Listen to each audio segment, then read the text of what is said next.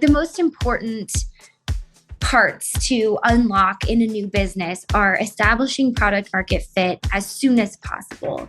And I would say that comes before, in my opinion, everything else.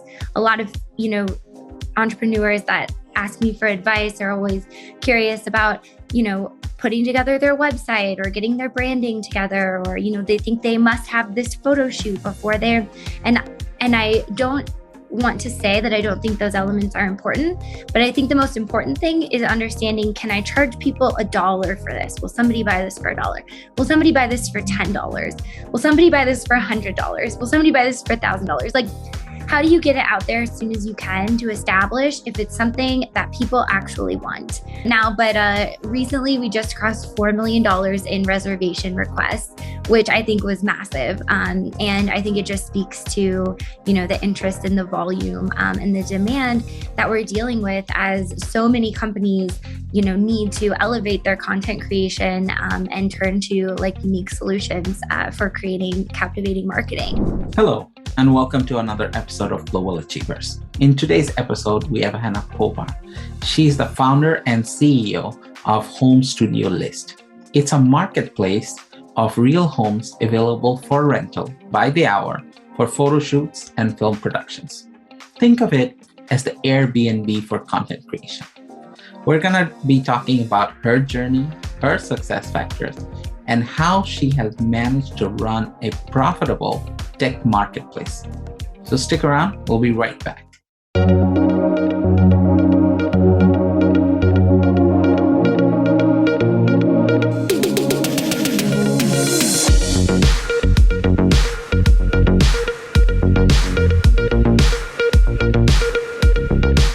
Hello and welcome back. We have Hannah joining us today. Hannah, how are you? I'm so good. Thank you so much for having me. It's our pleasure. So we have a very fascinating business model to discuss today and to get to learn a little bit about you as well.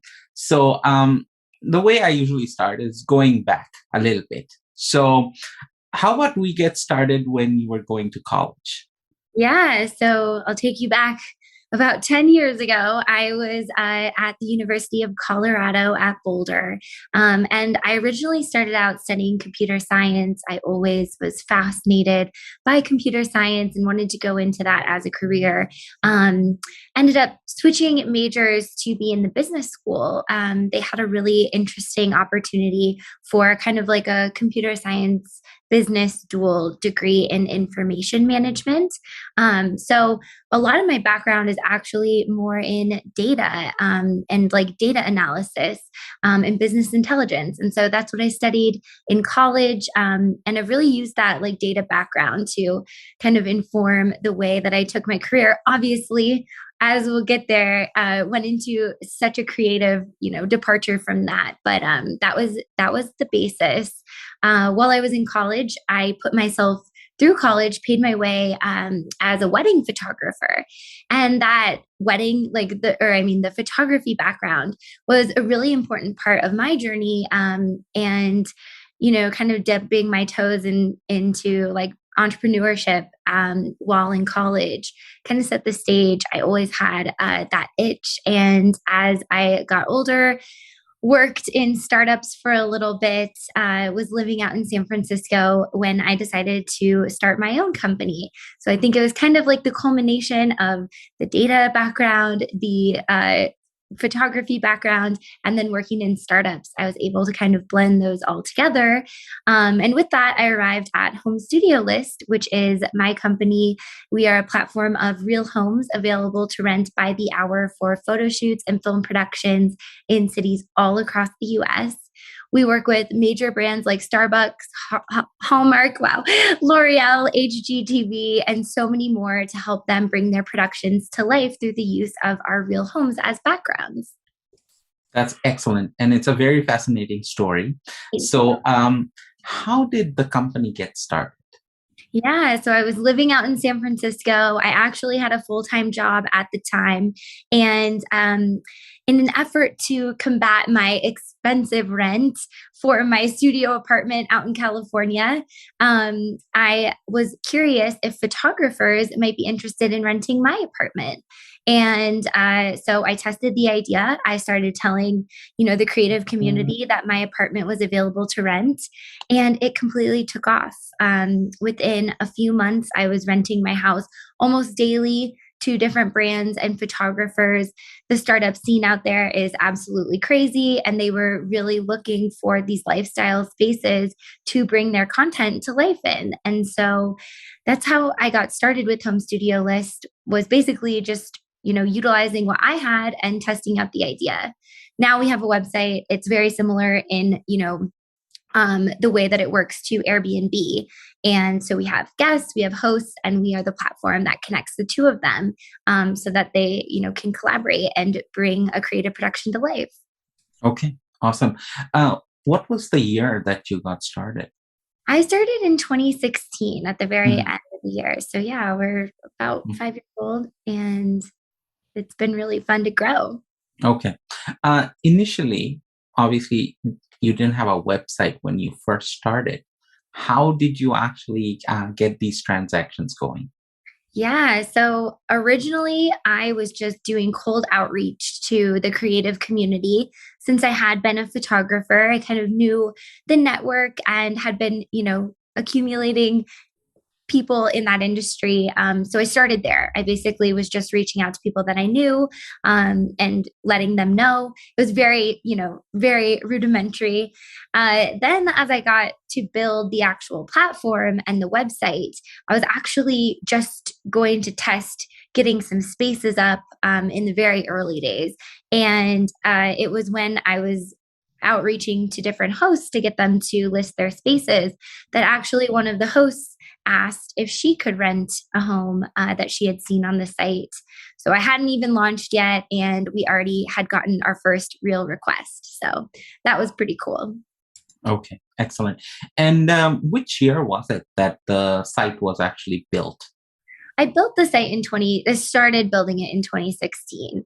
I think 2016. really we launched in 2017. It was around Mhm, Christmas when I started. So yeah, there was a, time frame in the beginning that I carved out to put the site together and, mhm, put together all of our like internal operations and our mhm, systems for facilitating a booking. mhm, And what I just mentioned earlier, host actually had asked to rent a space. And so in a matter of, a couple of days, I had to throw together the rest of the system to be able to support that request. Which I think just goes to show you that you can spend so much time planning, and sometimes you over engineer things when have all of that time.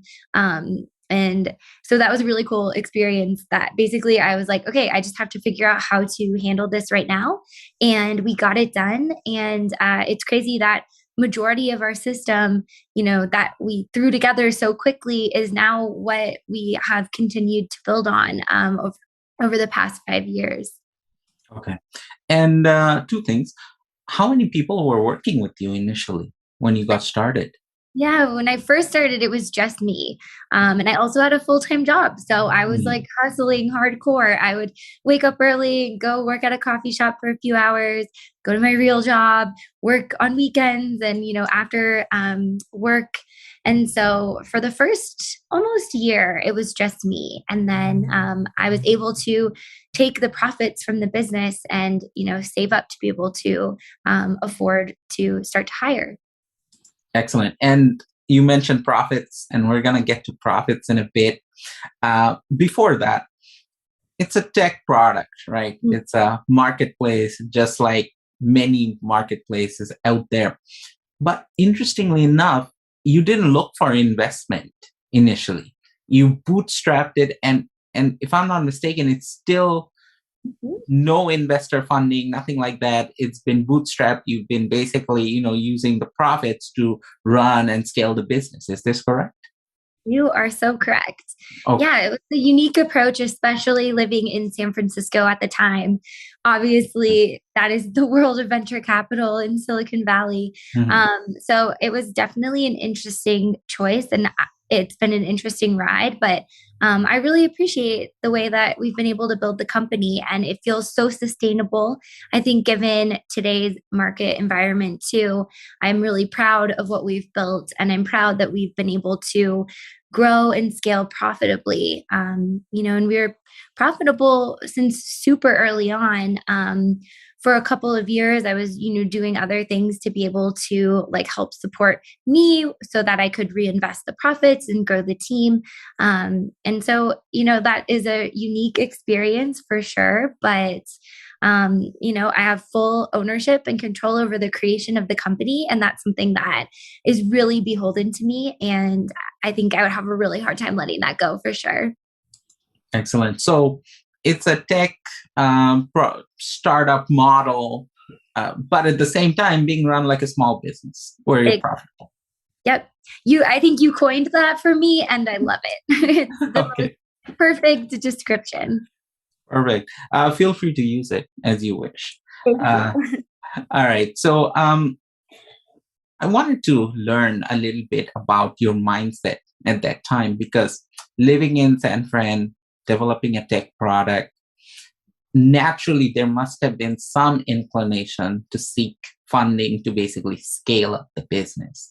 But you wanted to basically maintain control and you wanted to grow it in your own philosophy, in your own business models and practices, right? So, why was that? I had worked for many startups in San Francisco, and a lot of them had a very similar story of, they were very much focused on growth.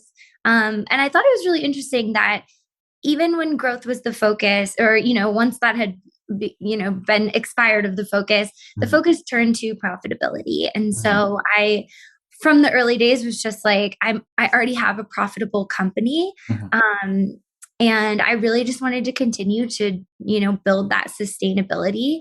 I had been let go from a startup that went out of business. And, that's an overwhelming experience for sure. mhm. And I just was really inspired to do this a little bit differently. And also, I think being a female founder, you have like a unique set of challenges too, just in the venture capital world. Women do not receive as much venture capital funding as men do typically. And so this has kind of been like my way to do it my way and really, be in alignment with my values and focus on just building a profitable, sustainable company. Okay, excellent. How many people do you have working for you right now? Right now, there's five of us. Okay, excellent. And speaking of success, are there certain numbers that you'd like to share with us about the business? Yeah, I think one really exciting milestone. I haven't looked at it in a little bit now, but recently we just crossed $4 million in reservation requests, which I think was massive. And I think it just speaks to, the interest and the volume and the demand that we're dealing with as so many companies, need to elevate their content creation and turn to like unique solutions for creating captivating marketing. So that's a really big one for us, and I think it's especially interesting given that we spend $0 on advertising, paid advertising, and so our company has been, completely focused on social and organic growth from the start, and we really have built an incredible community.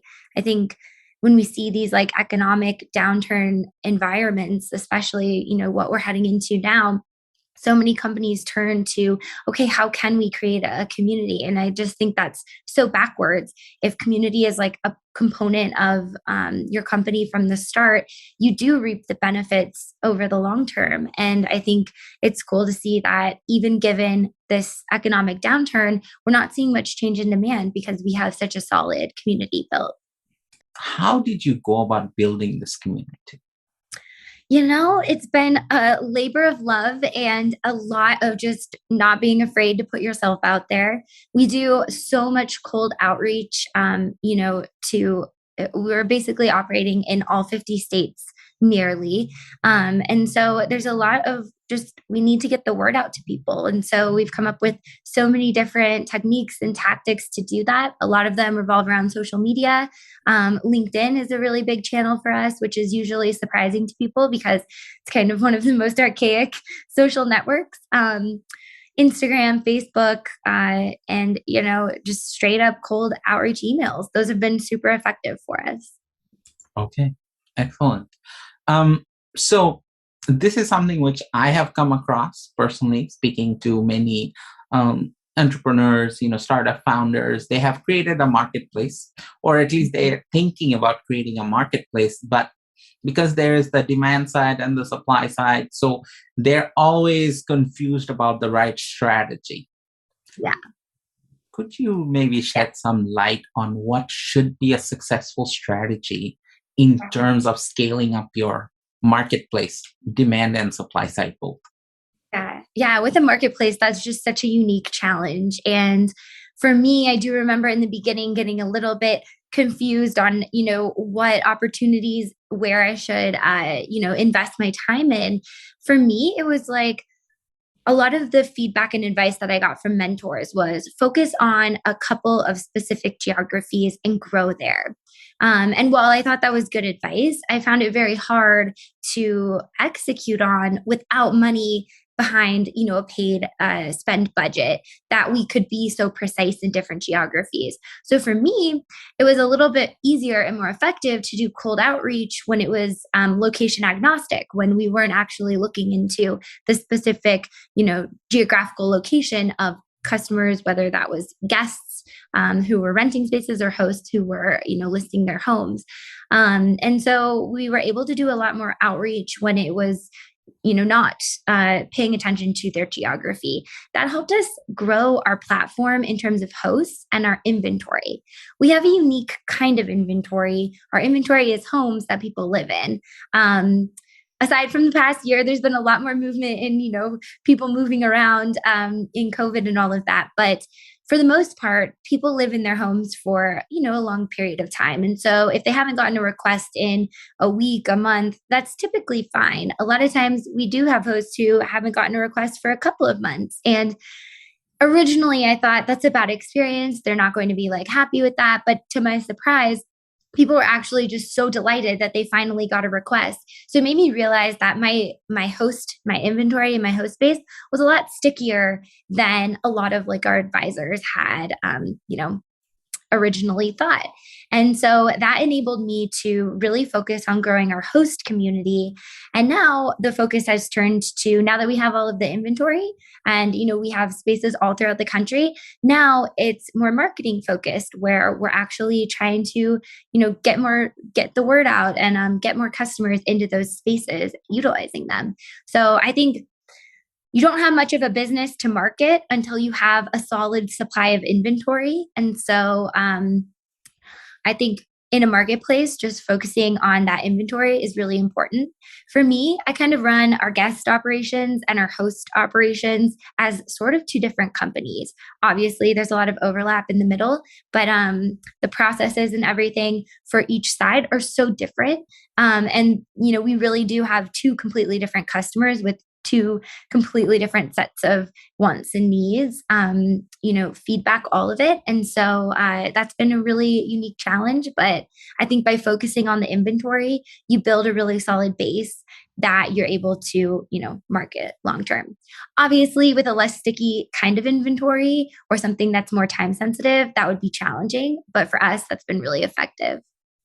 Wow. You've said something so valuable right there, is thinking of guests and hosts as separate organizations, because everything that you do is so different. So, yeah, I guess this is advice to anybody running a marketplace. Like, if you don't understand this concept, you're not going to be able to scale it up. And I think that's something very critical you mentioned. Excellent. So, being a busy CEO, how do you actually divide your time during the day?